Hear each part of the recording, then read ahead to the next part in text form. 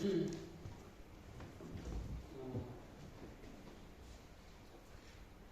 will give some introduction to Hinduism, but rather than repeating some platitudes or some common beliefs which are floating all over internet about Hinduism, I will try to give a unified conceptual framework which is not so common when people study Hinduism. Sometimes they don't understand the system. So I will try to provide a systematic approach to what Hinduism is.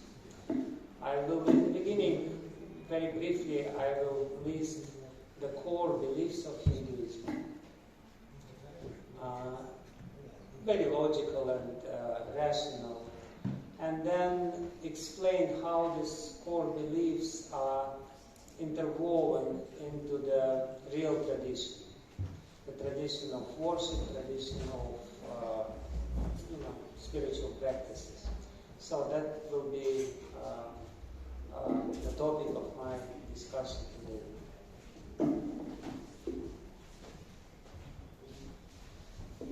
So, as you know, Hinduism is the third largest religion of the world and the most ancient one. Among, of course, the Abrahamic traditions like Muslim faith and Christianity and Judaism, they constitute majority of religions, but nevertheless, Hindus are quite significant number of people. It's 1.2 billion people all over the world. Before, they were mostly concentrated in India, but nowadays they are spread all over the world. And as you see, even here in Tbilisi, there are some. And it's the most ancient tradition. According to the conservative estimation, it's at least 8,000 years old. In the most ancient book of Hinduism, Rig Veda, Saraswati River is frequently mentioned. Saraswati River dried up around 4,000 years back. So during the time of Rig Veda, Saraswati River was the most prominent river in Indian subcontinent. It was around 8 kilometers wide. It was a huge river. It took some time for it to dry up. Therefore, they say that it's at least 8 to 10,000 years old. But according to Hindu tradition itself, it has no beginning. And therefore, it's called Sanatana Dharma. The word Sanatana means eternal. And Dharma means religion. Dharma means duty. Dharma means something which upholds the truth. So, from the very beginning, I should mention that the very word Hinduism is actually not the proper denomination for this tradition, because Hinduism the word Hindu appeared from the Muslim invaders who were staying outside of the river Sindhu, and they called the river Sindhu Hind, and all the people who were on the other side of river Sind, they called them Hindu. Therefore, it's in one sense Hinduism an artificial construct. Artificial in the sense that there was never such unified religion as such in India. But nevertheless, it has some merits to call people Hindus, even though there are so many different denominations, different varieties of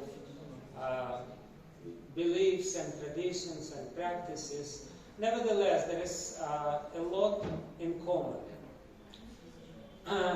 We can see, this is Kumbh Mela the most famous religious festival in India, where literally 10 to 20 million people gather at one point in the confluence of Ganga and Yamuna. And there, basically, it's a market, it's a fair, spiritual fair, where different Hindus, quote unquote, demonstrate their different traditions, which are, of course, quite strikingly different. You can see all kinds of strange people, strangely looking people, and with their strange expressions of face.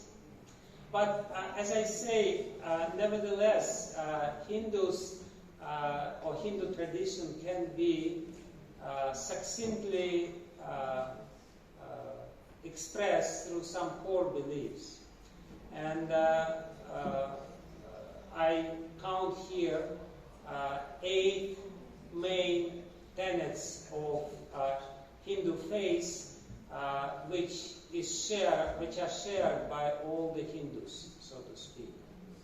The first and most important common point among different denominations in India is the belief in Vedas. Vedas as holy scriptures, and of course not only Vedas. Vedas are huge. Vedas themselves are huge, but there is a huge scriptural tradition which is grown up on the basis of the Vedas itself. Puranas, Itihasas, Agamas, Smriti Shastras.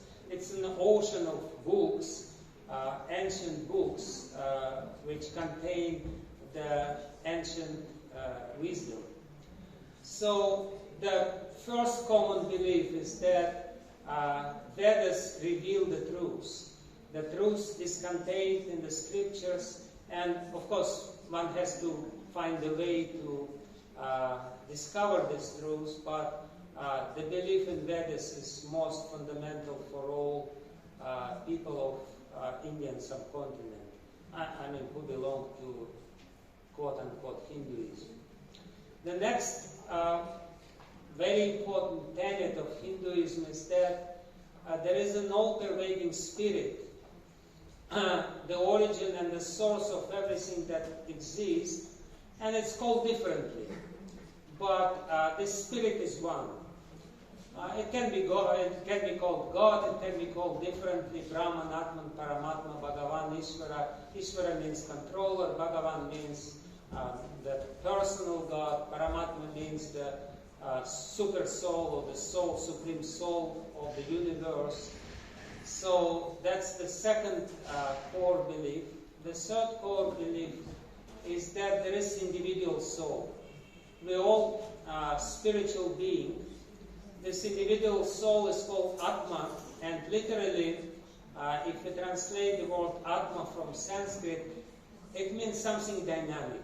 According to Hindu philosophy, matter is dull, but the spirit is dynamic, spirit is developing, and we can see or we can recognize the presence of the spirit by the fact that something is developing, something in the matter.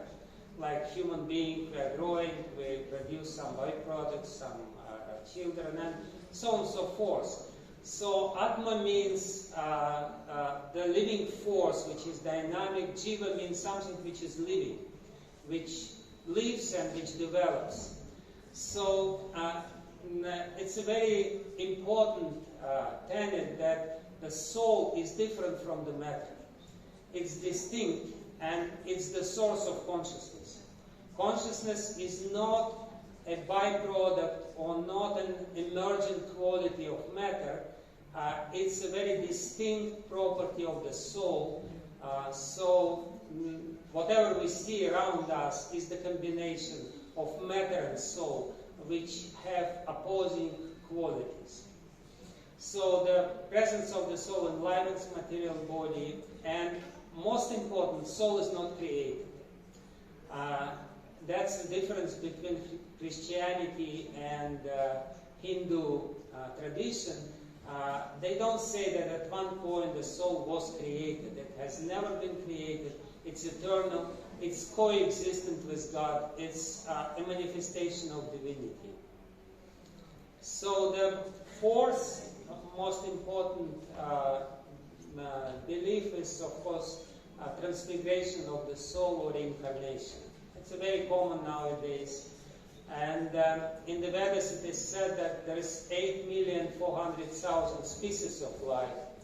And the soul, the eternal particle of consciousness, can go through this evolutionary cycle till it reaches a certain stage, and then it may get liberated. But otherwise, it can rotate in this cycle of birth and death among this 8 million species of life.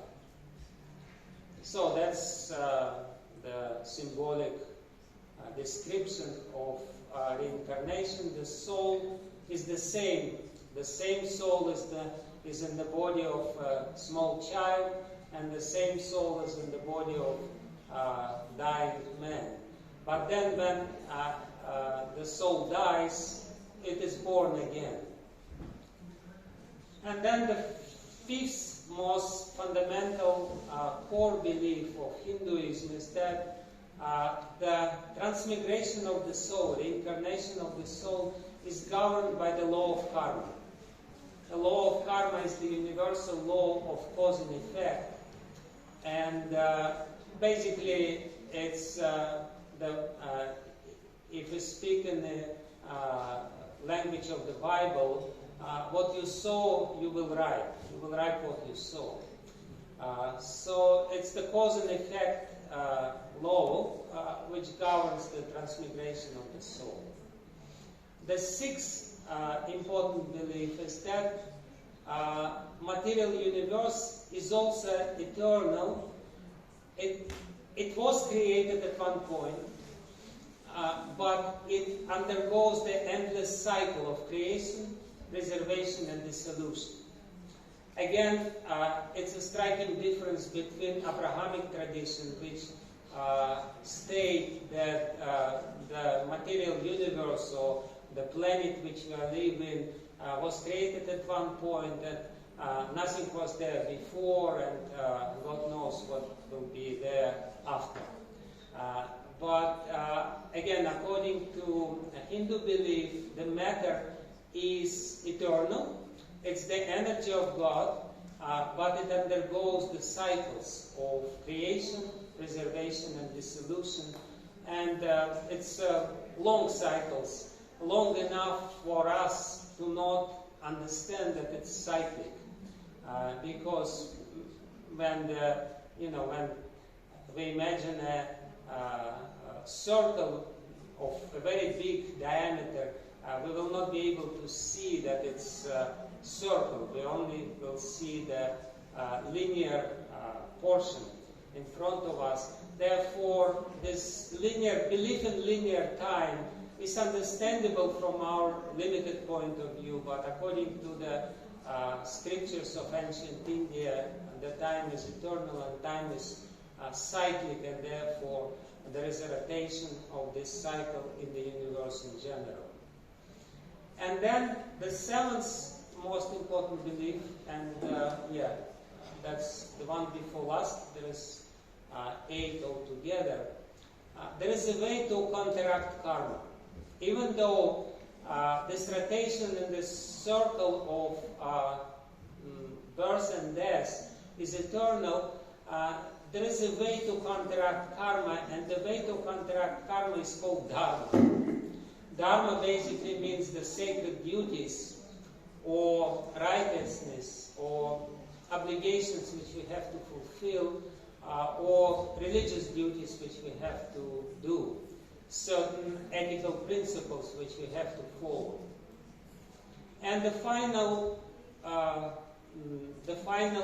common belief for all people who consider themselves Hindus is that the success of human life is achieved by attaining moksha or liberation, salvation from this circle of or cycle of birth and death.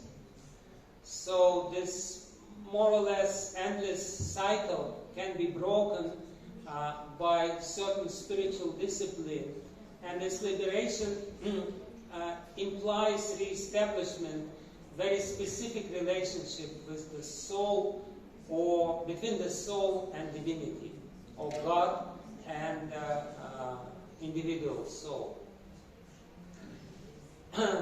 So that's the introduction to the core beliefs.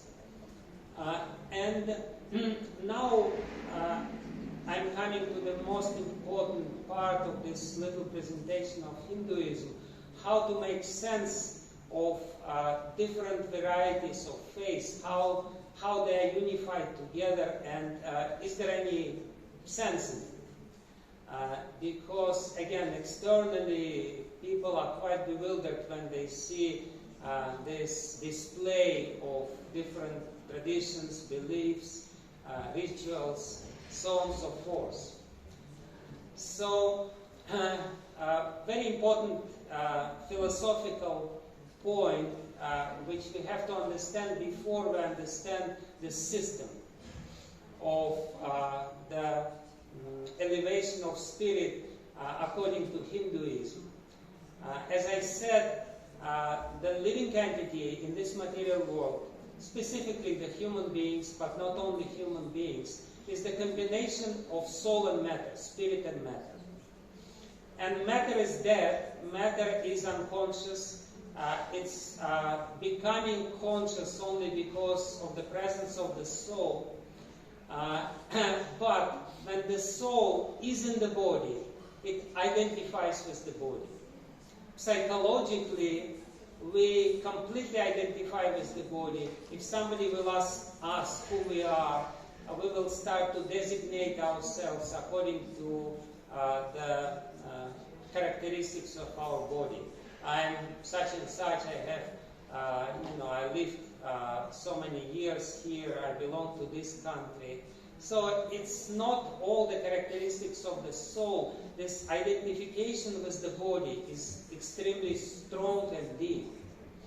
And therefore, every human being, all of us included, has two main tendencies, which are quite opposing to each other.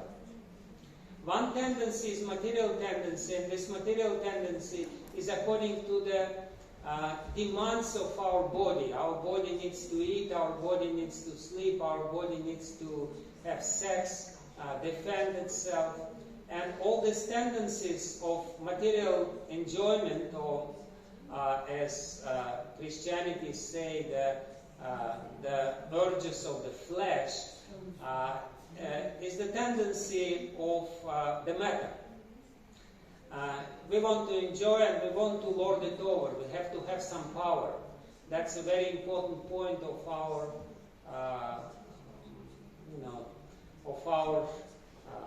understanding of what life is all about.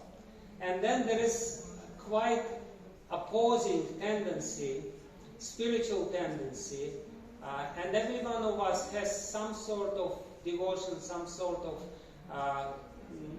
worshipable object. People are worshippers. In Bhagavad Gita, Krishna says that we are made, the soul is made of faith. Shraddhamayayam Purushaha. Purusha, the soul, is made of faith.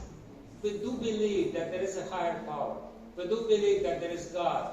And we do believe that there is an inner need for us to surrender to Him, to enter into some kind of relationship with Him, or to feel the protection of this supreme power. These two tendencies, they constitute the problem of the human being. We all know that we want to serve, as it is said in Bible again, we want to serve two lords. We want to serve the matter, and we want to serve God. So how to combine this, and how to use the friction between these two tendencies for the development of the soul? How to not to negate the problem of material needs which we have, and at the same time how to ensure and facilitate the development and evolution of the spirit. So this is what Hinduism is all about, and the system which I want to present, the conceptual system, which is very interesting and which can be used when we classify different religions of the world, is called in Sanskrit Panchupasana, or the 5 stages of development of consciousness, and the 5 corresponding forms of divinity, or the 5 conceptions of divinity which people naturally develop when they are situated in a certain stage of spiritual development. So that's what I'm going to talk now. What is this Panchupasana, or 5 kinds of worship? And if we understand this, we will very clearly understand the varieties of different denominations in India and how they are actually one phase in gradual stages of development from lower stages to the most elevated development of spirit. So this is explained in this quote. I will not probably read this quote. This Panchupasana, according to this quote, is the 5 mental attitudes which is natural to people on certain stages of their spiritual development. And basically, I guess, okay. Anyway, so we can classify people according to the 6 stages of development.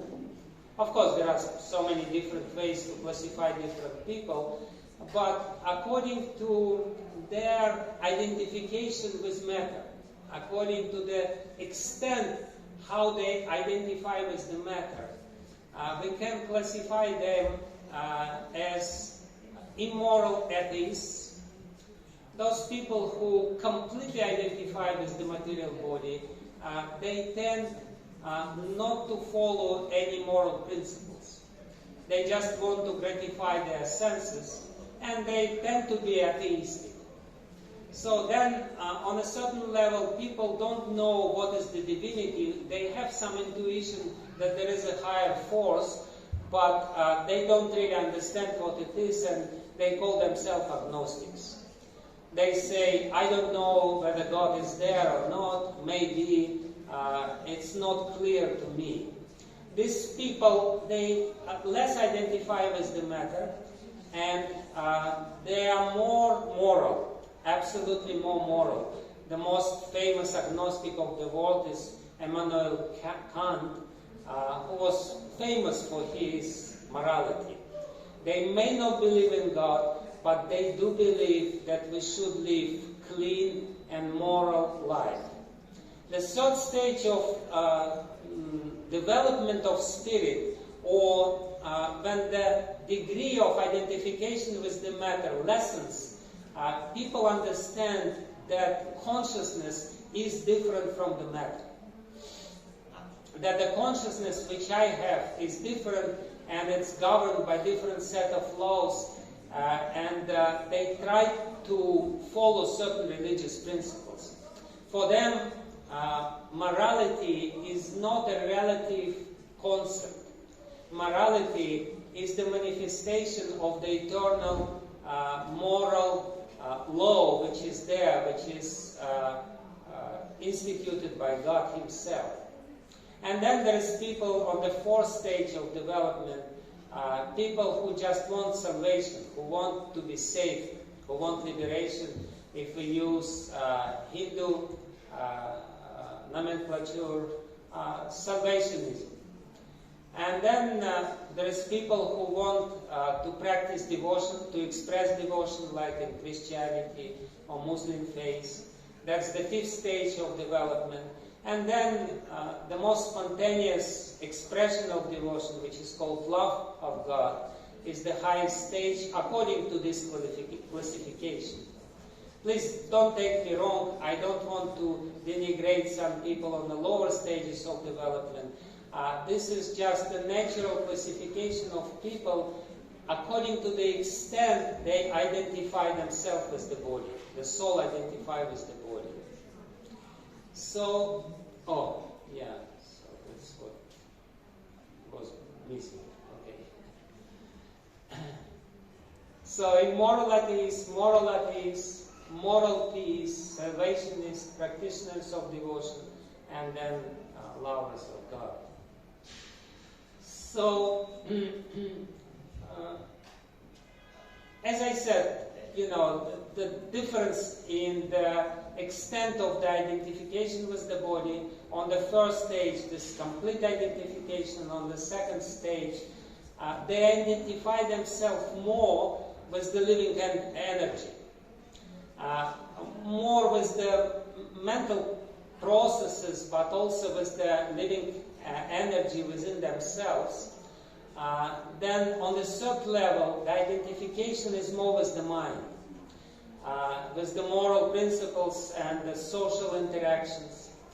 On the fourth stage, they distinguish quite clearly the consciousness from the matter. So they identify themselves with the spirit, and therefore they realize that the spirit can exist without matter. It doesn't have to be connected with the matter to exist. They believe firmly in the eternity of the soul and the possibility of the soul to exist outside of the body. So on the fifth stage, when the identification with the body lessens even more, then there is a clear understanding that there is God and I belong to God. I do not belong to this material world. This material world is not my eternal place of existence. And then finally, on the sixth stage of development, God becomes the object of pure love. The connection between the soul and God becomes very strong and very emotional. And we know that the saints of different traditions, they achieve this very elevated state of the development of spirit, which is different from the body. So that's basically the system according to which we will be able to make sense of different Hindu traditions. According to Vedic scriptures, the Hindu scriptures themselves, all human beings have four basic goals in life. Everyone wants some enjoyment. We want to have nice life, good life, we want to have some good food, sex, and so on and so forth. Then everyone has also some tendency to express themselves through morality. We all understand that morality is a very important part of our life. That's the second goal. Karma is enjoyment. The second goal is dharma, morality. Third goal is prosperity, artha. We want to be prosperous. We want to have some economic development. We want to have nice apartment, nice business, so on and so forth. And then ultimately we want liberation, because in this material world, no matter how happy we are, we still have to die. We still have to have disease. Our body becomes crippled at one point. And some people develop very strong desire for some eternal life. That's the fourth goal of human life. Kama, dharma, artha, and moksha. According to Vedic tradition, the highest goal of human life is liberation. But liberation has two kinds. One is impersonal liberation, when the soul is just merges into divinity. It loses its individual existence and becomes, unified spirit, so to speak. And then there is personal liberation, when we retain our personal identity, but this identity is not material identity. This identity is spiritual identity. And then the most elevated state is when we are not completely, totally spiritual, not when we re-established our spiritual identity, but we defined ourselves in relationship with God. That's the fifth stage of development. And according to this ladder of development of spirit, there are these five kinds of worship, panchupasana. And there is the fifth kind of worship. And all different denominations in India can very neatly fit into this system of five kinds of worship. And as I said, this panchupasana is the classical understanding of Vedic scriptures. It's the worship of Devi or Shakta Dharma, Shakti, material energy. Then the worship of Sun God. And again, it's not Sun God proper. It's the manifestation of divinity in the form of the sun. It's completely incorrect understanding that Hindus believe in many gods. Yes, there are many different forms of God, but God is one. And these different forms of God is nothing but different conceptions of divinity which people naturally develop on certain stage of their spiritual evolution. So then Ganesh, all those people who superficially familiar with Hinduism, they identify Hindus as the worshippers of some elephant-like god, and they find it very peculiar and humorous. Then there is Shiva, and then there is Vishnu, Vaishnava Dharma, and then there is conception of God in the form of Krishna or Radha and Krishna. And I will explain these five forms very briefly for our understanding. So, why it is necessary, what I want to explain here, this is the most important point of the whole presentation, is that we have these two tendencies. And in some religious beliefs, people, they tend to reject our material identity completely. They say body is bad, body is dirty, it's sinful, there's nothing good about body, and they try to go somewhere in a secluded place, and they condemn the flesh and the urges of the flesh. The approach of Hinduism is completely different and very ingenious.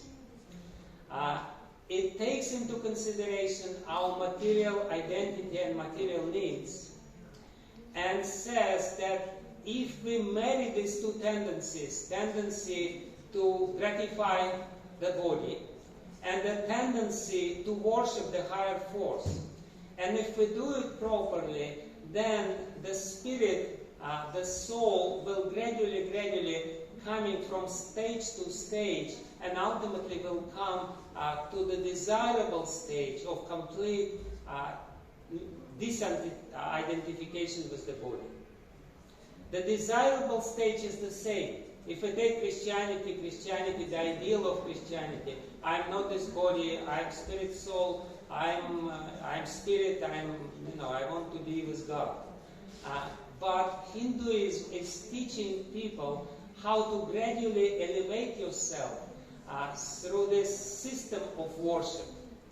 So Hinduism is nothing but the evolutionary ladder of different traditions or different practices which help oneself to achieve completely spiritual goal. And of course, it all very much based on the understanding that we are not living once.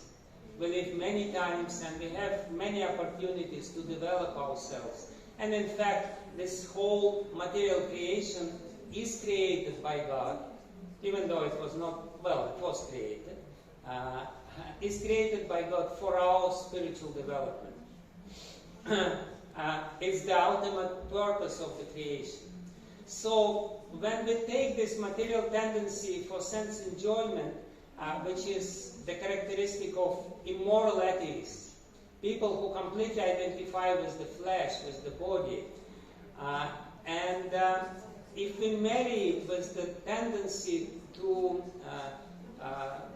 worship some higher force, for them the understanding of divinity is this material energy. The matter, the material energy, the vast material energy with its powers is the maximum how they can imagine God. So all these worshippers of So we're dealing with this lowest stage of spiritual development when people completely identify with the body, when the needs for sense gratification is very strong, and for them it's kind of natural to understand that the divinity is this matter. There are so many philosophies like Spinoza philosophy, that the matter is God, that ultimate this pantheism. So we're starting our spiritual journey from this understanding that matter is God, material energy is God, and by worshipping matters through different methods, this method is called Tantra, through some tantric worship, we can fulfill our desires. The main goal of worship is material enjoyment. We just want to enjoy, and there are so many people even in Christianity. Why do they worship God? Because they want to fulfill their desires. My dear God, I'm such and such. Here's a candle for you. Please fulfill my desires. So this is a very low kind of worship, and sometimes people see these forms of worship in Hinduism and they kind of look down on it. What kind of religion it is? Completely material. But that's a natural stage of development. Somewhere you have to develop your spiritual journey. You have to start your spiritual journey. And yes, there are some very obnoxious forms of worship on this point.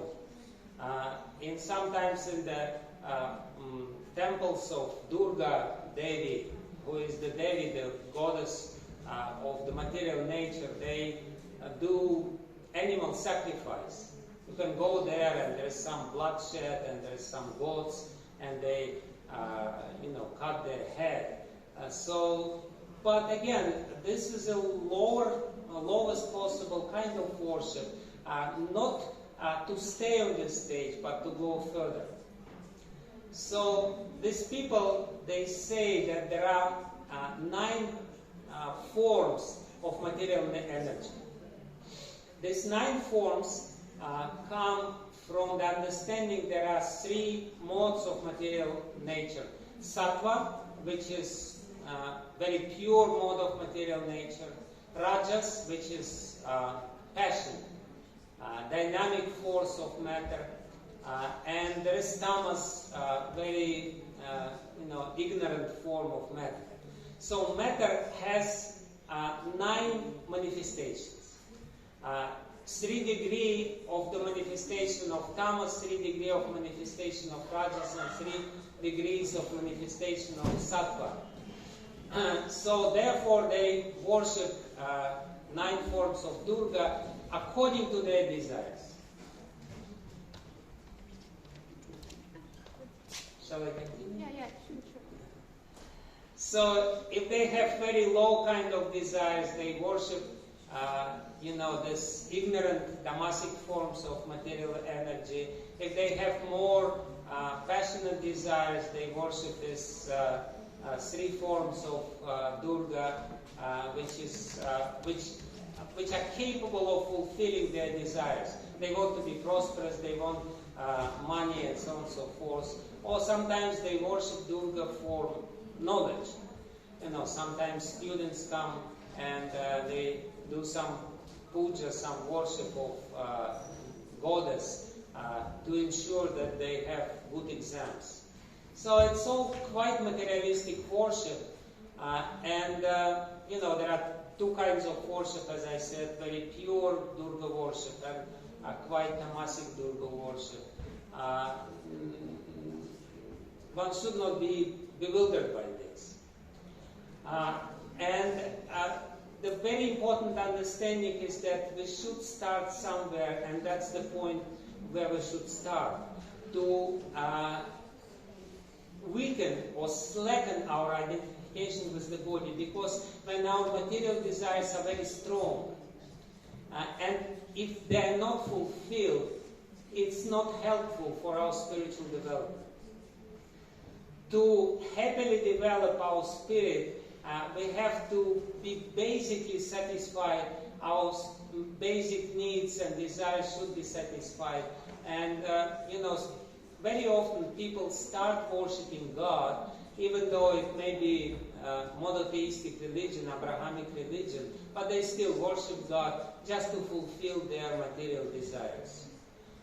And therefore, this is a necessary initial stage. So then, when the spirit develops further,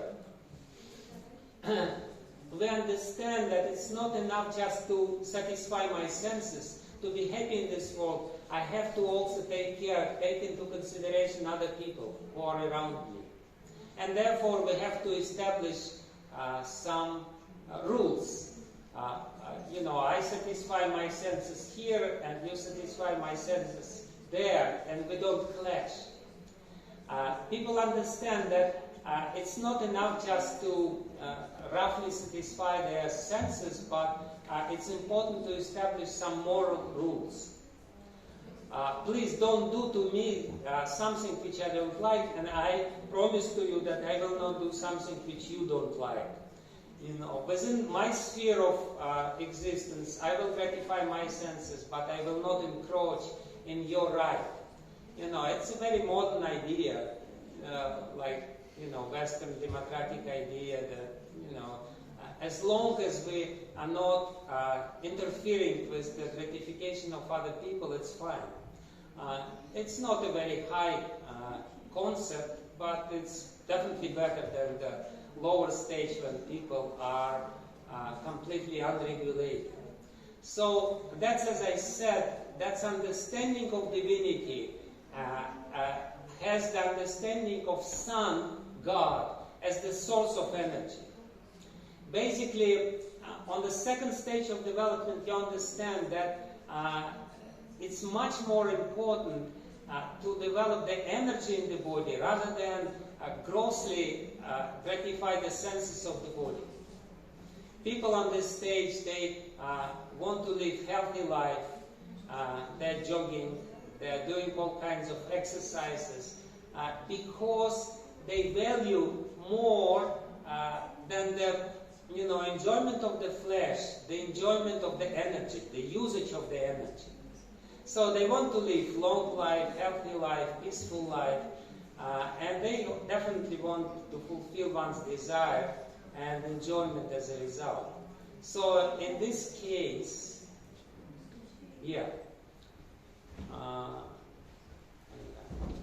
in this case, the Vedas say that you worship Sun God. You worship God as Sun God. It's the same God, but for you, the acceptable form or understandable form of divinity is Sun God. And there are so many different forms of worship within Hinduism. I don't know. Hinduism, I'm not going to get into it. But one, perhaps, very important form of worship, is this famous yoga exercise, which is called Surya Namaskar. It's a very famous yogic tradition, but actually it's the form of worship Surya. Surya means sun god. And while doing this yogic exercise, you're supposed to chant in each posture a certain mantra which expresses certain aspect of God or divinity as sun. Like Om Bhaskaraya Namaha, I worship you who is full of energy, who is full of light. Or Pushne Namaha, the sixth posture, Pushne Namaha. It's different mantras according to this worship. And even though now people are doing it just as a physical exercise, initially it was designed as spiritual practice to achieve the goal. And the goal of this stage of spiritual development is health, healthy long life, yogic powers, and happy social interactions. So that's the next stage of development with this Surya Namaskar. And also Surya, it's also very interesting because Surya, according to Vedic beliefs, is the father of Yamaraja, who is the Lord of Death. So Surya is the father of the divinity, or the aspect of divinity which judges our moral behavior.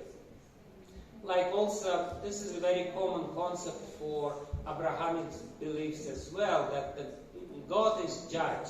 He is judging our sins and our piety. So that's this level when we believe in morality, but we may or may not believe in God. It's interesting, I was in Israel and somebody told me in Israel that one rabbi, who is of course the follower of Judaism, he says Judaism is the best religion. Why? Because you don't have to believe in God to be a Jew, but you have to follow strict rules.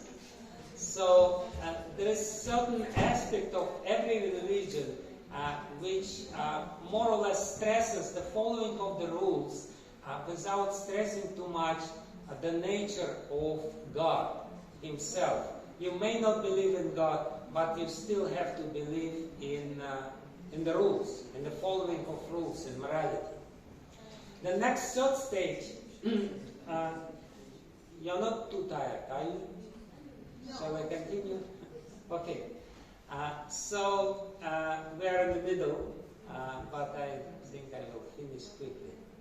So the third stage of development of the spirit, and again, I want to remind you that development of spirit is measured by the degree of identification with the matter. The less the identification, the more developed spirit is. The next stage is when we identify more or less us with the mind, not so much with the body.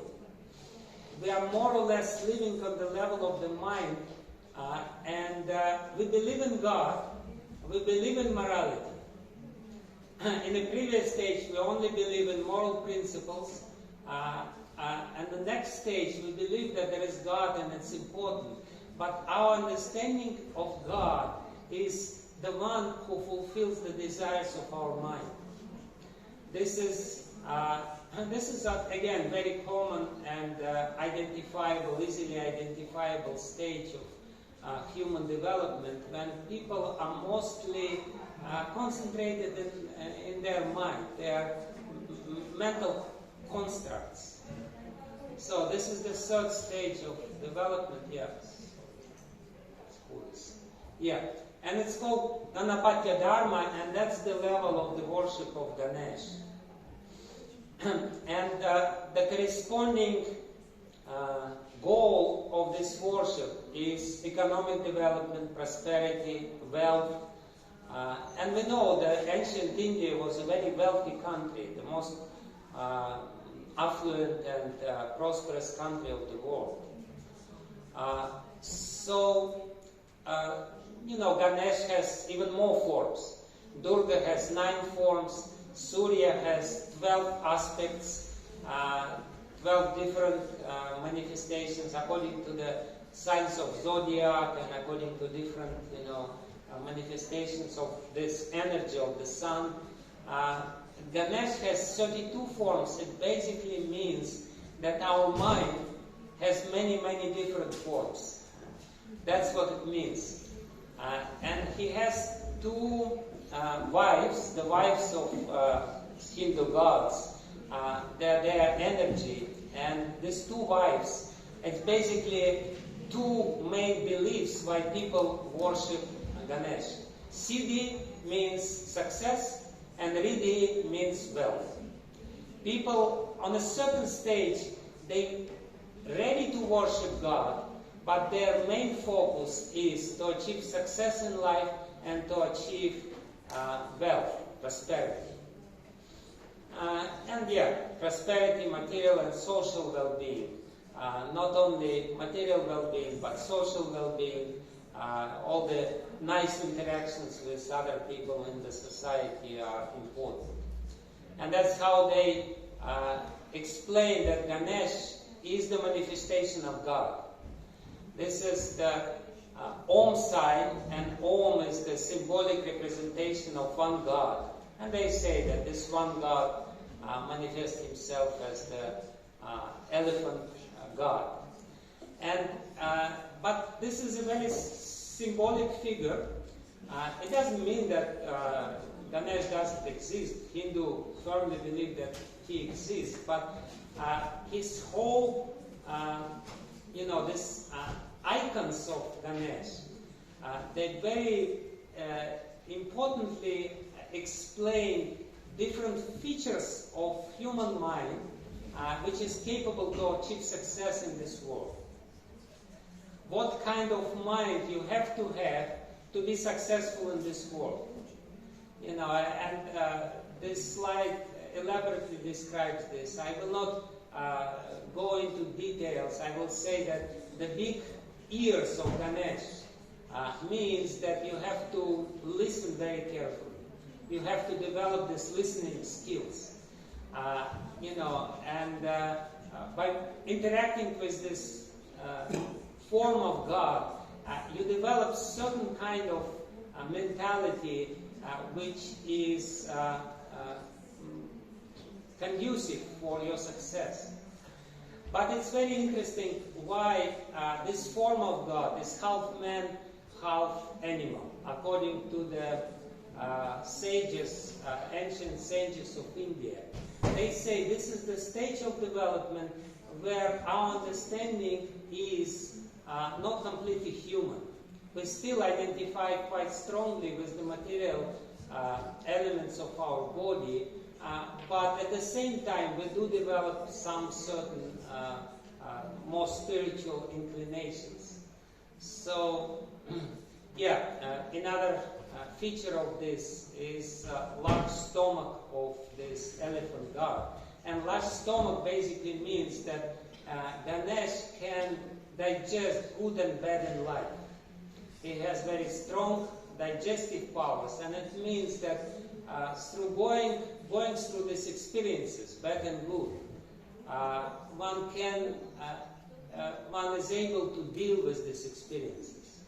He is not completely frustrated by some bad occurrences in his life and not very enamored by the good occurrences. He is digesting them and he is firm in his determination. Anyway, this is the symbolic explanation of this figure of God, and this is different features of God and different names according to the different desires of people. And then the fourth stage of spiritual development is that stage when the human being clearly understands, I'm not this body. But he doesn't have very clear understanding of what his soul is. He has a rather vague understanding of spirit. It's something impersonal, something vague, and this is the stage of Shiva worship, or Shiva puja. When we conceive God as somebody impersonal, as some impersonal spirit which doesn't have any shape, any form, so on and so forth. So this Shiva Dharma, the Shaiva Dharma, the Dharma of Lord Shiva, I'm sure you you've seen these icons or these statues of Lord Shiva, especially in Rishikesh. The whole Himalayas are full of people who worship Shiva. Their understanding is that, I'm spirit, but I'm not quite clear what kind of spirit I am. And therefore, they completely identify themselves as God. And therefore, when they worship Shiva, they worship him in abstract form. Shiva Lingam is nothing but the abstract description of divinity. Because at this stage of development, we don't yet see the divine spirit very clearly. We only see vague understanding, and therefore the worship is also quite vague. Anyway, so the most famous slogans of this stage of development: Aham Brahmasmi, I am spirit, I am the soul; Shivoham, I am Shiva; Soham, I am he; Brahmasmi, I am spirit; Tattvamasi, you are that, you are those. So this is all the stages of this impersonal, and most often people, they identify the whole Hinduism with this understanding. They think that all the Hindus, they think that God is something impersonal. But it's not. It's a certain stage of development where people want some liberation. And ultimately spiritual suicide, because they do want to finish their individual existence. They think that individual existence is the source of miseries, and therefore they want to merge into the spirit. This is a quote from one Upanishad, Shaiva Upanishad, which explains this kind of religion, so to speak, or this kind of branch of religion, of Hindu religion.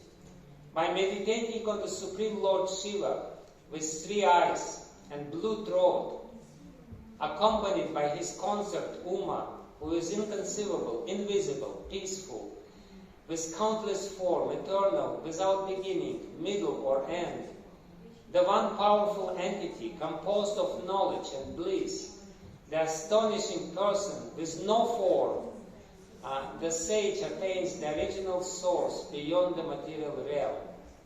He is all beings who have appeared in the past and who will appear in the future. Knowing him, one surpasses death. There is no other path for liberation. So that's a very clear concept of divinity. When we all want, we ultimately want to finish our individual existence and merge into this original divinity, which has no form and which has so many forms and so on and so forth, as explained here. So it's a spiritual understanding, purely spiritual understanding, but quite indistinct. And then the 5th stage of development, I only have 2 more to go before I finish my presentation. It's just a couple of minutes more. So when we understand that the soul is different from God, that the soul is eternally a little spark of spirit, atom of spirit, we develop this mode of surrender and service, and that's the mode of monotheistic religions. If we take Christianity, Christianity speaks about this service to God and service to to others. So this is the concept when God is all-powerful, all-knowing, and all-pervading, and that's the God which rules this material world. That's not the ultimate aspect of God, but it's a very elevated concept of God. God who is the ruler of this world. He is not God for himself, but he is God for us. He has created this world, and he is ruling this world, and we have to surrender to him. And that's the level of devotional service, and that's the level of Vaishnava Dharma or Vishnu worship. So we had Devi worship, had Surya worship, sun god, Ganesh worship, Shiva worship, and ultimately Shiva worship. Vishnu worship, who is the sattvic worship. So it's basically very clear understanding that I'm consciousness and I'm eternally individual. I will never be able to completely destroy my individuality. I remain as I am, and God will remain as He is. The question is not to destroy my identity. The question is to restore my spiritual identity. That's the level of this development, the fifth level of development. So the concept of divinity is all-pervading, all-knowing, all-powerful, personal God, who is called Vishnu. The very word Vishnu means all-pervading. And it means that He is all-knowing because He is in everyone's heart. So Vishnu is not a sectarian name. It's the name of God which manifests these aspects of divinity. All-pervading, all-knowing, all-powerful, creator, maintainer, and destroyer of this universe. And very important mode of worship here is, of course, worship in the temple. There are so many Hindu temples out there. Hearing devotional discourses like Mahabharata, Ramayana, and chanting of the names of God. And the goal of this worship is personal liberation in the spiritual world. When I completely re-establish my spiritual identity and go to the spiritual realm of existence. And this is the form of God because He is not only all-powerful and all-knowing, but He is all-merciful. He comes periodically to this world. And therefore there is the concept of avatars. Avatara means when God comes here and manifests some of His pastimes, some of His lilas, as they say, for the salvation of human beings. That's why He is most powerful and most merciful at the same time. He comes here personally. And that's Lakshmi Narayan form of God, of this kind of understanding or concept of divinity, or this aspect of God as all-powerful, all-knowing, and all-merciful. And then the sixth and last stage of human development or spiritual development, when we completely done with the identification with the matter. Even in the fifth stage of development, people understand God as somebody who is only related to this world.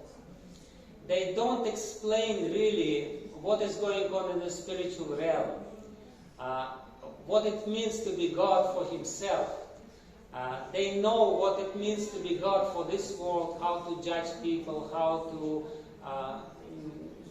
rule this world, but they don't understand what is the spiritual realm, which is, according to Vedic scriptures, constitutes 3/4 of creation.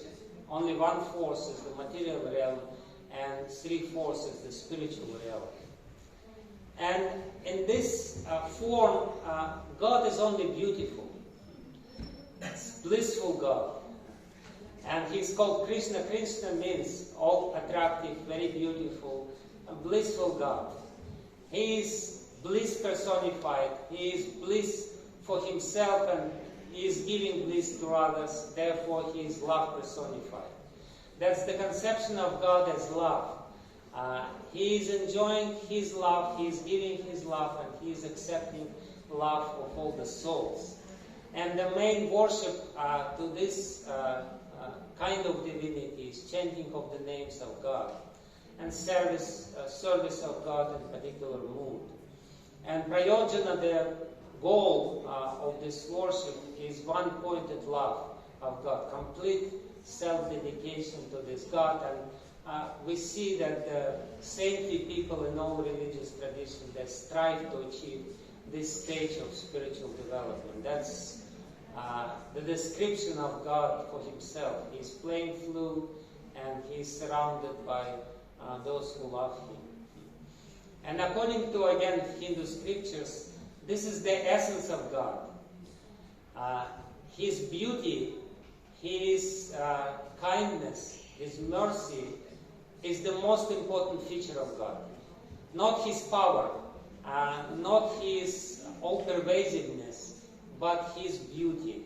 That's the essence of God, and therefore this form of God worship is considered, according to Hindu tradition, the highest form of worship. The sweetness is the quintessence of God's qualities, the essence of all qualities. And very important, I'm practically done with this presentation, very important conclusion which can be derived from this. So, you know, we can see that different people are on different levels of their spiritual development. We cannot really expect that all people will believe in the same God. Or we cannot expect that all people will believe in the same God in the same way as others. We cannot really demand from them, because there is an objective or subjective need for certain relationship with this divinity.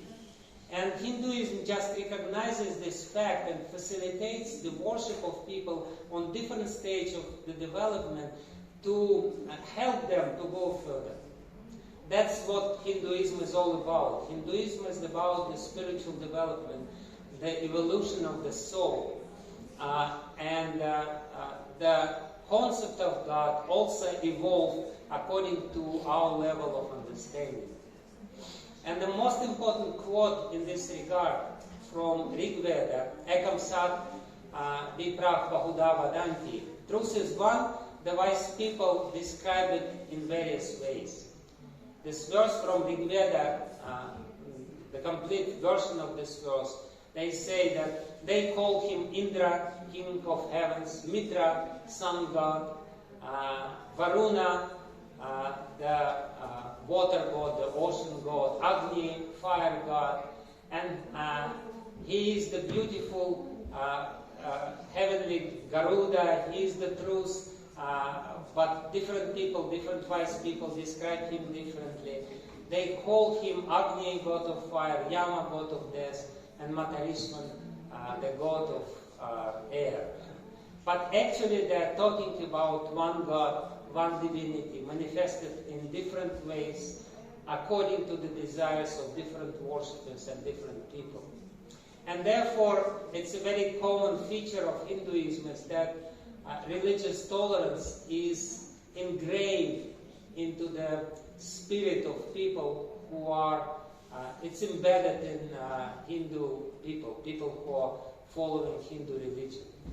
I'm just giving this as the last quote in my presentation. I'm giving a quote of one quite modern teacher of our tradition who says, if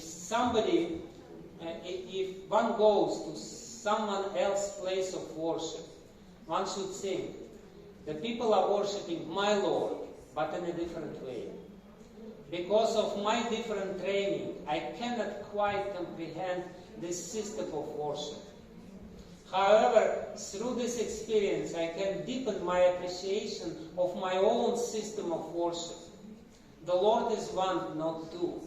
I offer respect to the form I see here and pray to the Lord in this new form that He increase my love for the Lord in His accustomed form.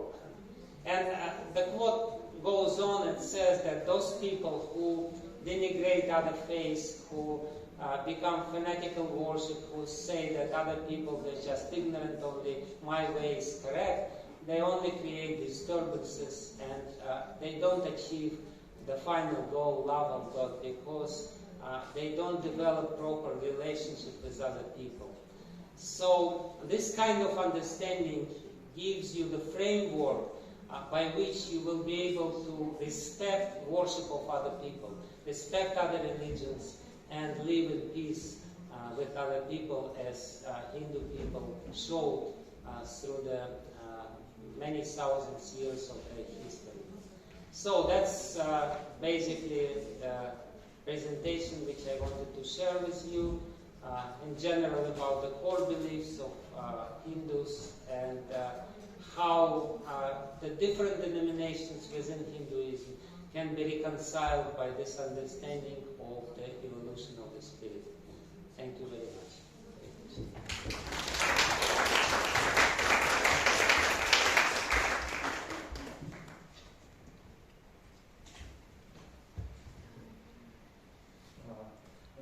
First of all, thank you very much for such divine lecture, because for me it's incredible how you manage to put in 1 hour so much information. That's why I have a question. Maybe do you have a YouTube channel where I can re-listen this lecture? Yeah. Yes, maybe I do have. Yes. Somebody share it for everybody, for those who are interested. And the second question, Sarkavelo, Georgia is a Christian country, and how this knowledge, you said Sanatana Dharma, can be useful for Christian people, and I understand that it's not a problem to get more information and use it in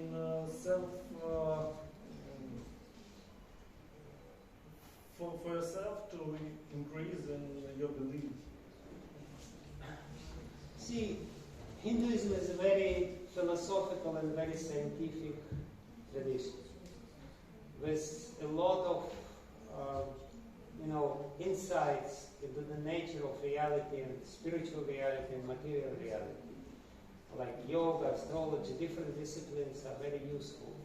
So it's, as I try to explain, Christianity fits into this scheme. It's a monotheistic belief in God, which is natural for people on a certain level of spiritual development. If you understand the scientific principles behind the spiritual science, it will be helpful. I know many people who said, I read Bible and then I read Bhagavad Gita, and after reading Bhagavad Gita I understand what they say in Bible much more clearly. Because the scientific or rational system, this is actually what made me quote-unquote Hindu. I never imagined that I would become Hindu. I just read Bhagavad Gita and I thought it's very rational.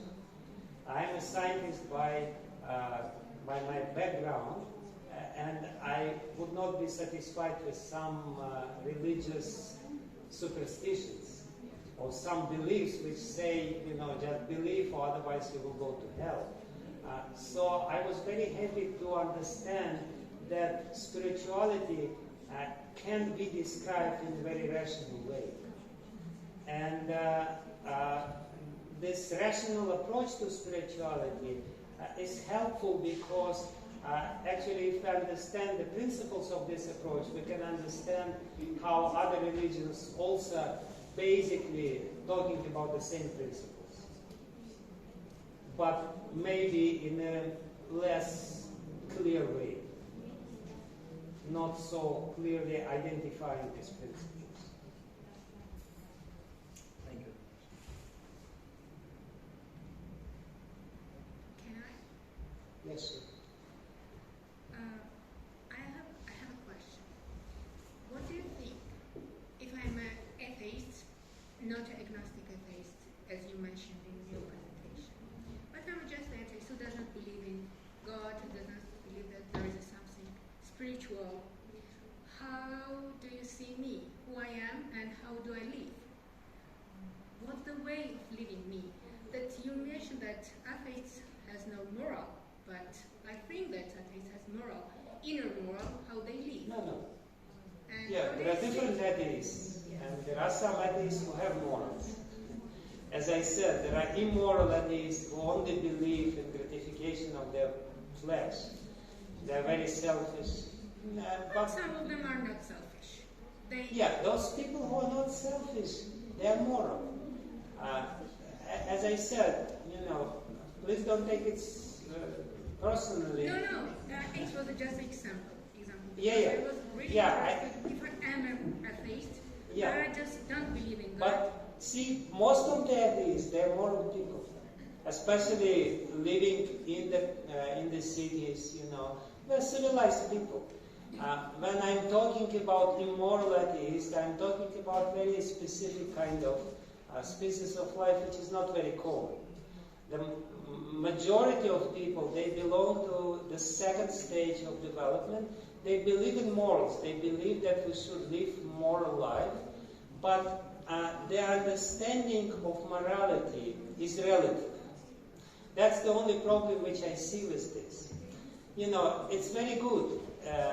We can live a nice, clean life, you know, being moral atheists. We don't have to believe in God.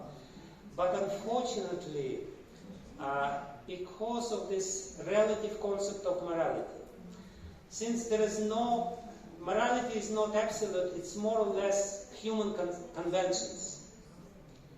We more or less, you know, agree that this is what the moral is, and what is moral now may not be moral, you know, in 20 years. Our moral principles may be different at that time. So, with this understanding of relative morality, the tendency will be to lower and lower and lower the standard of morality. We can see how it goes on, unfortunately. By lowering this level of morality, we say, yeah, this is okay, this is fine. You know, and by lowering the level of morality, we deprive ourselves. As I said, actually, we do have, every one of us, no matter whether we believe on God or not, in God or not, we do have some spiritual aspirations.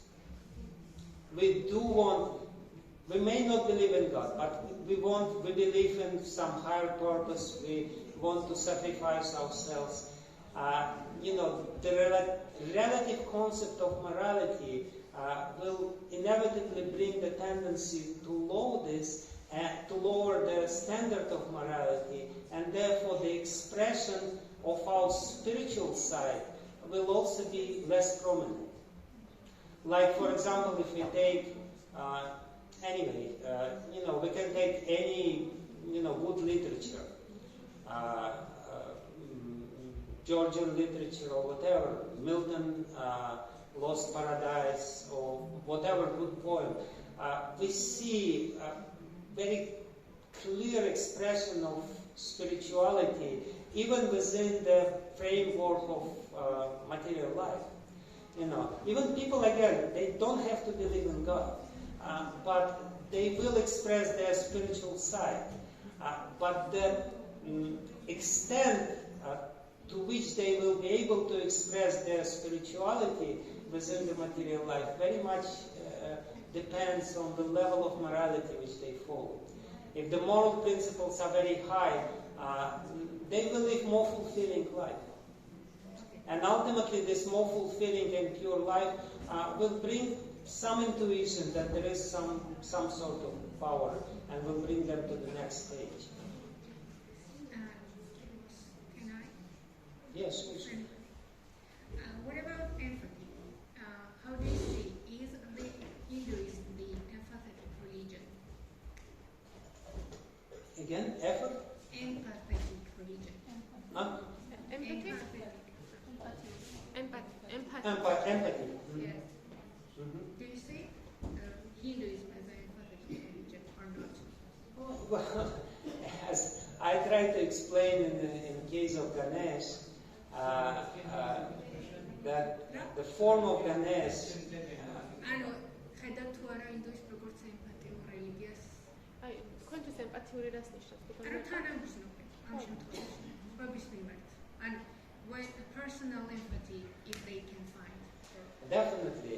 As I tried to explain this, that at a certain level of our spiritual development, which is, according to this system, corresponds to Ganesh worship, you will try, your emphasis will be to develop certain good qualities.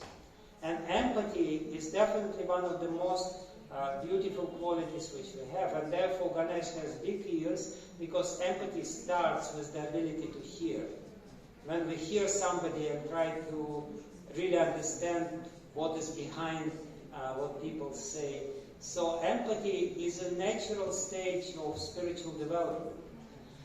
Those people who are grossly identifying with the body, they are not very, it's very difficult for them to develop empathy because their consciousness is engrossed in the matter. To develop empathy, you have to be somewhat distant from the body, and therefore you will be able to hear what others can say, and therefore you will be able to help them. So it's a quality on a third stage of spiritual development, which is there, which I explained.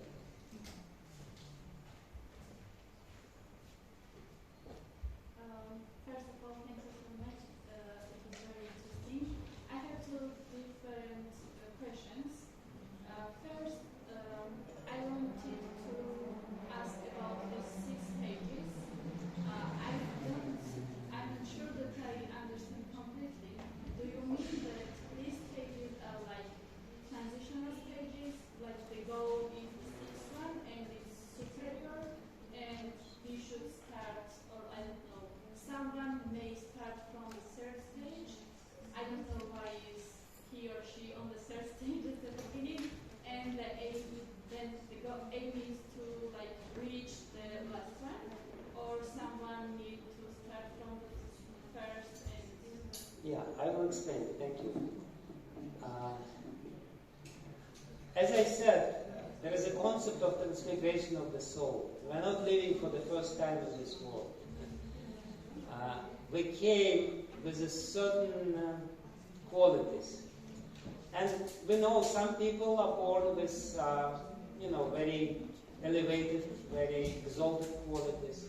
Some people are born with less exalted qualities. It's according to their karma, what they were doing, how pious life they led in the previous life. They are born in a certain condition, in a certain country, in a certain circumstances. And ultimately, I gave this conceptual framework to understand that according to the core Hindu belief, we are not the body, we are the soul. But we strongly identify with the body. It's a nice theoretical concept for us, but to apply it in practice, it's not so easy. So the spiritual development is described here in this presentation as the lessening degree of identification with the body and more identification with the qualities of the spirit. As I said, what is the quality of the spirit? The spirit is dynamic, spirit is alive, spirit is conscious. Matter is dull, matter is ignorant, and matter is not really conscious. Being the spirit, and there is a conflict, and we all know this conflict. Sometimes when our spiritual aspiration, the spiritual aspiration says, do this, and it will be good for you. Don't go for this lower stuff. And some others think within us say, no, just don't go too high, be normal, so to speak. So there is a conflict.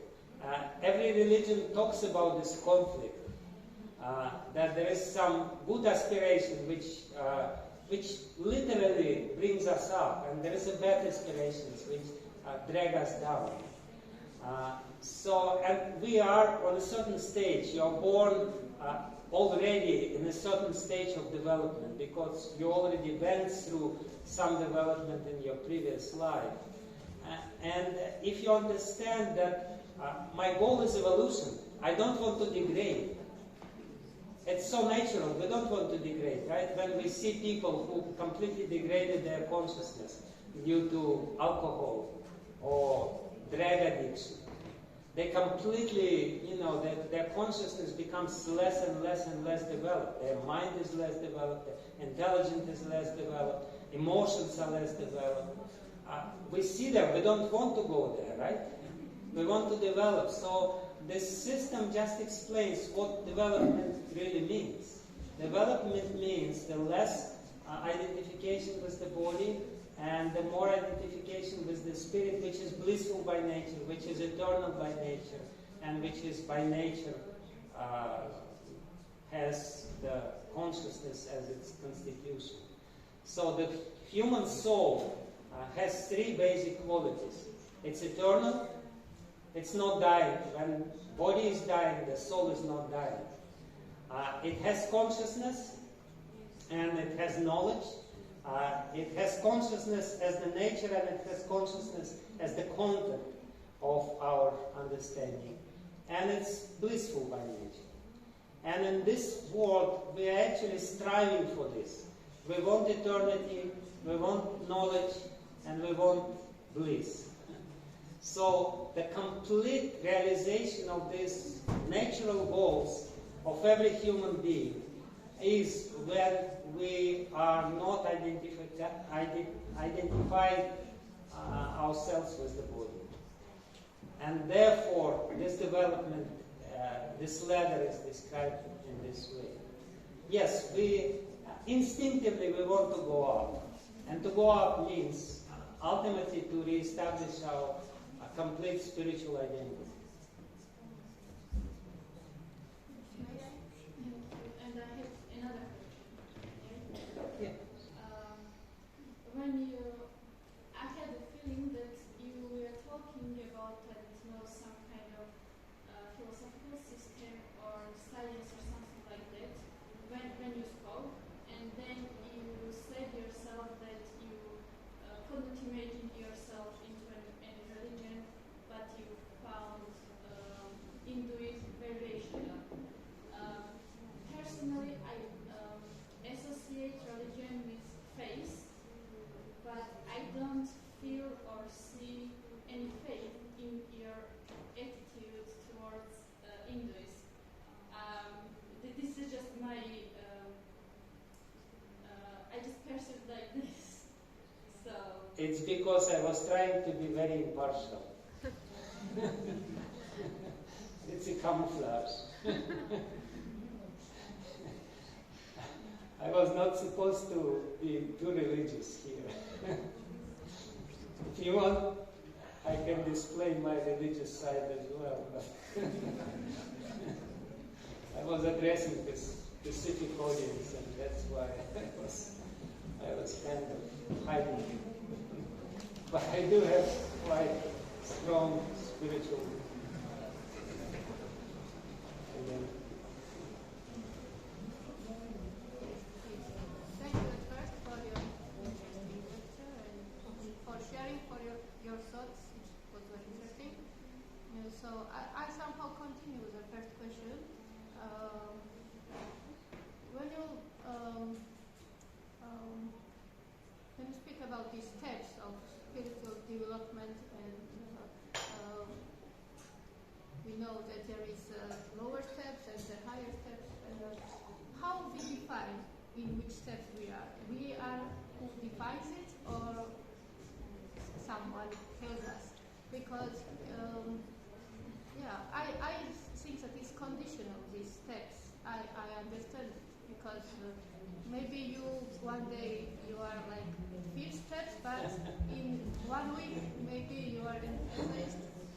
So how would you define it? See, it's a scheme. As any scheme, it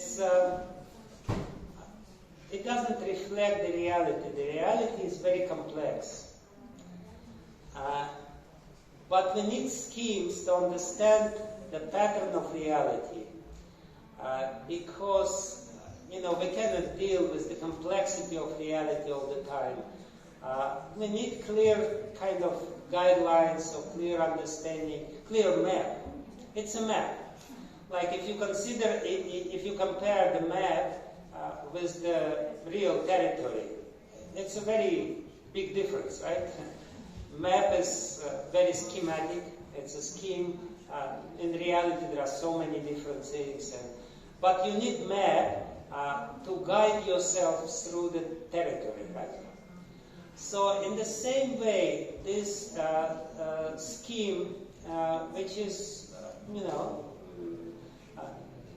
not completely 100% reflects the reality, but it helps to identify the tendencies. It would be gross, how to say this, gross misunderstanding or exaggeration to say that, somebody is only on this stage and somebody on this stage, and then all of a sudden he jumps on this stage. As you said, we're complex beings, and some part of us here, some part of us here. And sometimes in the very bright moments of our life, we are somewhere very high, and then we... So it's a feeling. It's a feeling, yeah, it's a feeling. But why this scheme is necessary? Because if we clearly understand, the whole development, how the spirit develops, it will be easy for us to control the lower tendencies. As I said, there are some tendencies for us to degrade, to go lower, and there is a strong tendency for us to elevate. So if we clearly understand where do we go ultimately, if we go this way or that way, it will help us on the way up. Because as we know, it's easy to go down, it's difficult to climb up, And it's, when we go up, it's slow. When we go down, it's quite quick. So therefore, this tendency is there, it's quite dangerous. But if I understand that ultimately I have to go up, this is the nature of spirit, then it will help us to control our tendencies. And then also, in average, our consciousness is on a certain stage, in average. It's not that we're completely there, but on a certain, certain kind of understanding of divinity is more understandable to us, more relevant to us. For certain people, health is more relevant. For certain people, fulfilling their desires is more relevant. For them, love of God is some abstract concept, not very relevant to my life. But if I understand that there is a progression, I can be happy to be on the level where I am, and at the same time to make sure that I'm going up. And at one point I will understand, that this is the complete fulfillment of the potential, human potential, is actually saintliness of saintly people. Yes, and also, as I guess, you can combine somehow these steps, no? Because in reality, we see the combination and permutations of this. It's a fusion. When we take the real religions of this world, we will see that they are all combined. There is a fusion, and sometimes it's very difficult to deal with them. What is the beauty of Hinduism is that, again, it rationally describes spirituality as the science, with the scientific principles, and therefore it's easier to understand it through the lens of Hinduism. Every religion speaks about the same things. In every religion, people deal with the same problems which I described, but if we see it through the lens of Hinduism, we can identify these problems or the stages in an easier way. Thank you.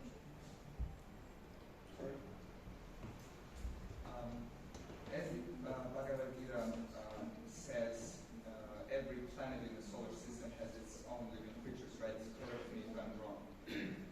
That's on the spiritual side, and I think that your scientific background is, my question will be relevant to you.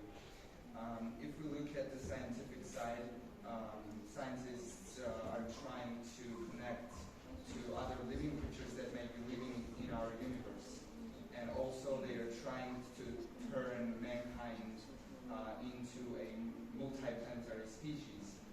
I have a few questions about that. Do you think this it's possible for humans to connect to those living creatures that may be living in our universe?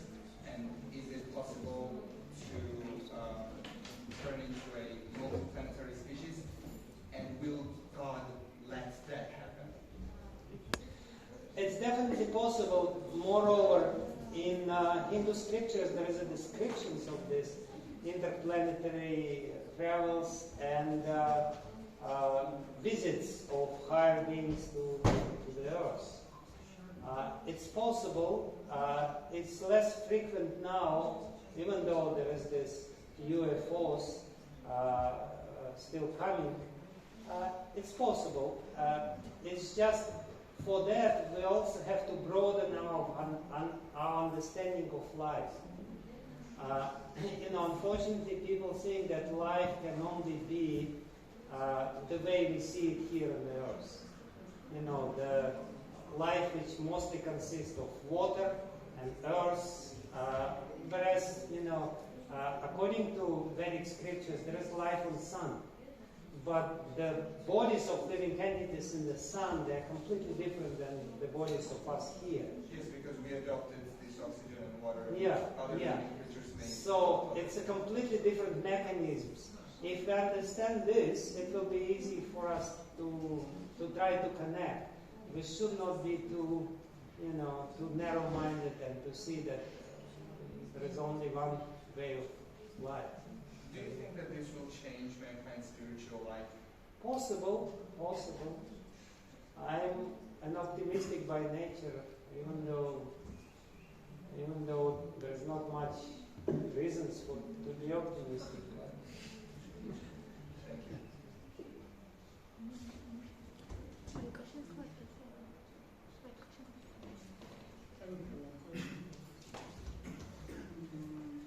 You talked about morality, and as I understand, morality is a thing which can be achieved by everyone. It doesn't matter on which stage of development person is, for example, religious or agnostic or atheist. Everyone can be moral, as I understand. Yeah. Because one can be not so spiritual, but just follow the rules. For example, rules of democracy or some social principles. Yes. Living moral life. Yes. So to say. But you also mentioned as a very important point individuality. And as I understand, as Hindus see, real individuality underlies into spiritual existence. Yes. Not in the matter. But you said that most people identify the individuality with body and matter. Mm-hmm. So if it is so, then I understand that everybody can be a moral person, but can everybody be individual? For example, atheist person can be a real individual in this way, as you described. If real individuality lies into spiritual existence and the person is atheist, for example, can he be really individual? And if it's like this, then why? See, there's no question of can. He is individual by nature because the soul is individual, but his expressions of individuality may be stronger or less developed. Like if we take, for example, lower creatures. Let's not talk about human beings for the time being. If we take cats, they're individual. But the difference between one cat and another cat, there are some differences, but they're not so strong.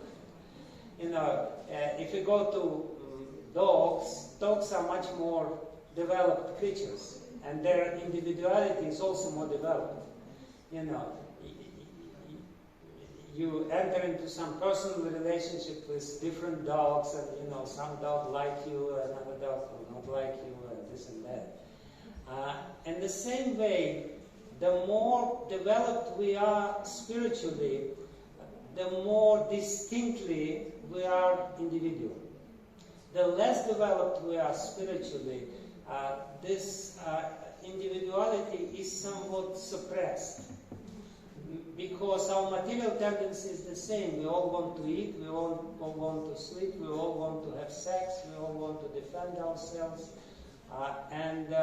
Yeah, we can express our individuality in these activities, but still, you know, the real individuality is expressed in more higher activities. So we are individual, we remain individual all the time, but the expression of this individuality will be different according to the degree of spiritual development.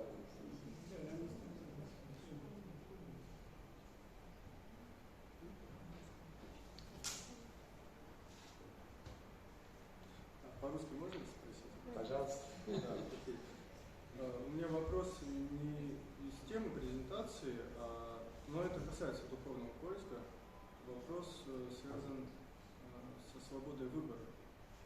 То есть я очень долго думал об этом и пришел к тому, что мы не свободны в абсолютном смысле. То есть в каких-то частностях мы можем сказать, что мы свободны, но в абсолютном смысле нет.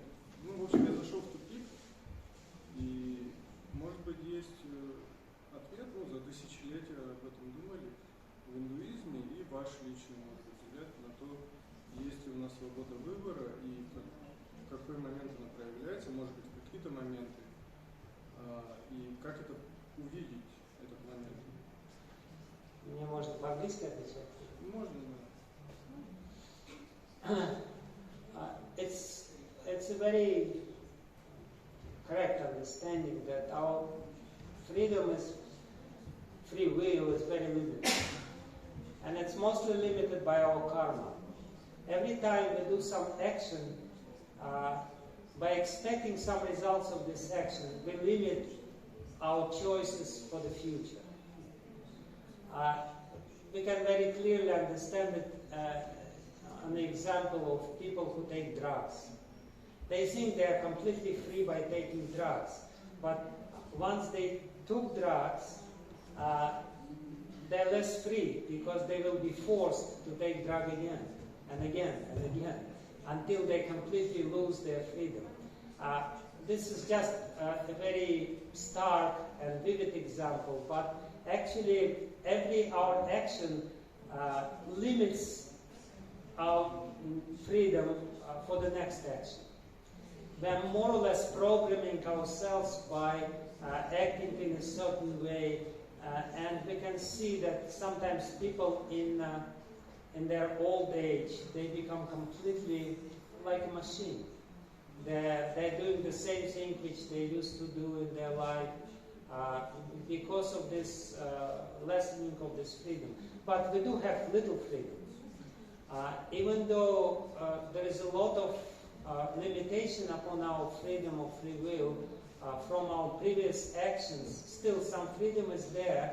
And my understanding, we still have freedom because we have developed consciousness. And by this developed consciousness, we can choose what is better.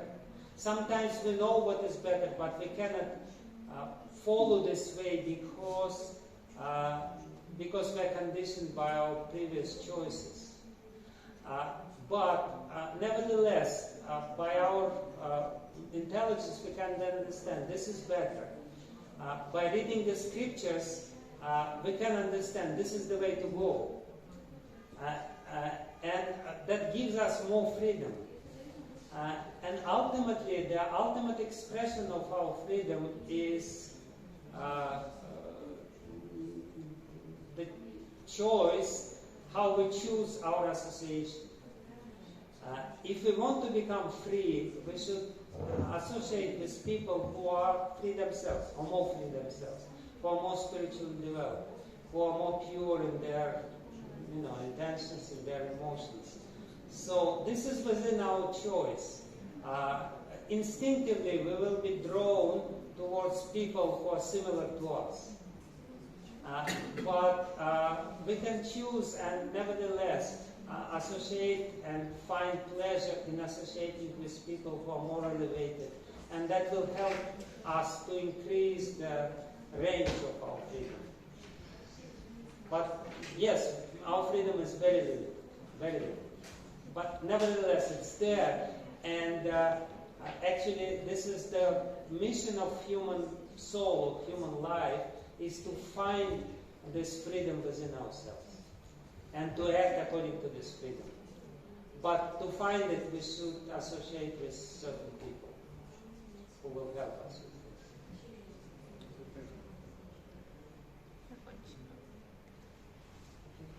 It's better to close the lecture, I think. Закончим тогда, да? Спасибо огромное. Thanks a lot. I think it was very interesting lecture and discussions, and thank you, Guru Maharaj.